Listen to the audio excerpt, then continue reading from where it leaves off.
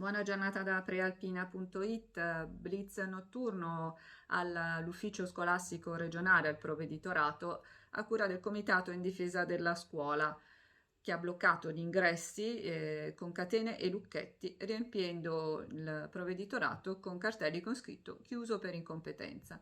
Vi chiudiamo fuori come voi avete chiuso fuori noi, hanno scritto i ragazzi. Dopo 8 mesi di immobilismo siamo ancora costretti a credervi più spazi, più trasporti, più assunzioni, più sicurezza e più soldi. Le stesse rivendicazioni che portiamo avanti da maggio. È arrivato il momento, dicono i ragazzi, che i giovani si riprendano i loro diritti, il loro presente e il loro futuro. L'azione, dicono gli studenti, vuole essere un atto di attacco e denuncia a una classe politica divisa e senza prospettiva sociale. Saremo noi a occuparci della scuola. Restate a casa voi che vi siete dimostrati incapaci, dicono gli studenti. Lasciate spazio e possibilità di fare a persone il cui sguardo è rivolto verso il futuro. E veniamo alla pagina Covid, mentre il mondo di commercio e imprese è stoppato a causa delle restrizioni imposte dalla zona rossa che è partita ieri. L'assessore regionale al welfare Letizia Moratti ha chiesto al ministro Speranza di sospendere per 48 ore l'ordinanza che colloca la Lombardia in zona rossa, in attesa dei dati di domani, sicura che certificheranno il minor grado di rischio.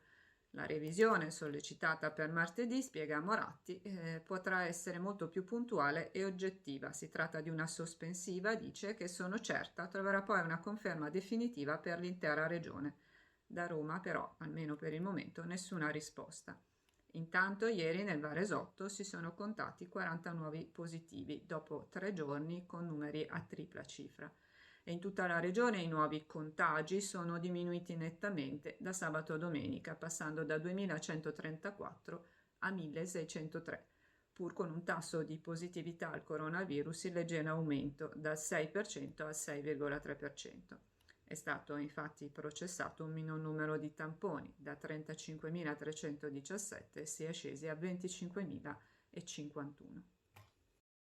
Sono partiti questa mattina i lavori in via del Cairo a Varese. Vediamo che cosa sta succedendo nel servizio di Renata Manzoni con le immagini di Agenzia Blitz. Siamo in via del Cairo, dove questa mattina, come previsto 18 gennaio, sono cominciati i lavori per trasformare la via che dà l'accesso al centro di Varese in una ZTL nuova di zecca con panchine, alberature di pregio e marmi. La via dei lavori di oggi prevede la transenatura che delimita la zona lavori. Gli operai sono già all'opera da questa mattina presto e termineranno oggi alle 17, mentre domani inizieranno le opere di demolizione di marciapiedi e asfalto, ossia si comincia seriamente a lavorare. Nel frattempo viene precisato che la viabilità pedonale sarà garantita per tutto il tempo necessario. Questa prima tranche di lavori durerà 2 mesi e interesserà il tratto da via Staurenghi fino al garage Delta.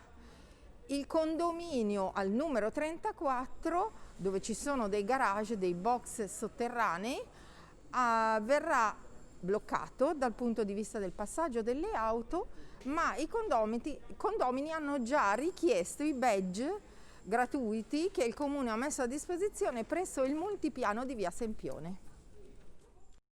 Mentre nella zona dell'Alpe d'Evero gli accertamenti continuano per chiarire come sia avvenuta la tragedia e si raccomanda a tutti di evitare escursioni in montagna in questi giorni con il rischio valanghe che incombe, Samarate è sconvolta dalla drammatica fine di Erika Mosca e del suo compagno Lorenzo Landenna. La massa di neve che li ha travolti li ha strappati alla vita in una zona a loro molto cara.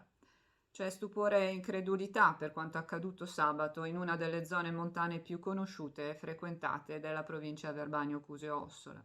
I corpi senza vita della coppia lombarda sono stati ritrovati ieri attorno a mezzogiorno, nel greto di un torrente a circa 1800 metri di altitudine. Sci ai piedi, i due avevano imboccato uno dei sentieri che conducono all'alpeggio, scegliendo però quello probabilmente meno appropriato, che è vietato in inverno proprio per il pericolo di valanghe. ed è stata proprio una slavina a trasformare in un istante la passeggiata in tragedia. Ancora non è stata resa nota la data dei funerali. Multata per sosta vietata durante la pulizia delle strade mentre era costretta in casa con il Covid e non poteva certo uscire quindi a spostare il veicolo. Una castellanzese contesta una sanzione ora maggiorata a 54 euro. È una questione di principio, dice la donna. Possibile che a questo mondo essere onesti non paghi? La signora in novembre, bloccata in casa insieme con il marito a causa del Covid, aveva allertato la polizia locale che aveva promesso quindi di non multare il veicolo, ma la sanzione è stata però lasciata sul cruscotto della macchina ritrovata dallo zio.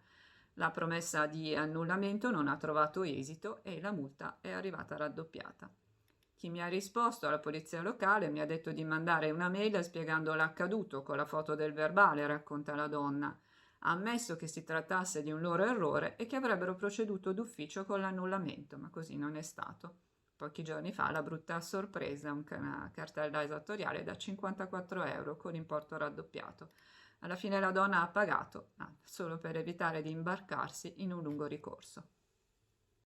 E questa era l'ultima notizia. Prealpina.it vi ringrazia per aver seguito il nostro notiziario, vi dà appuntamento alle 19 alla prossima edizione e vi augura buona giornata.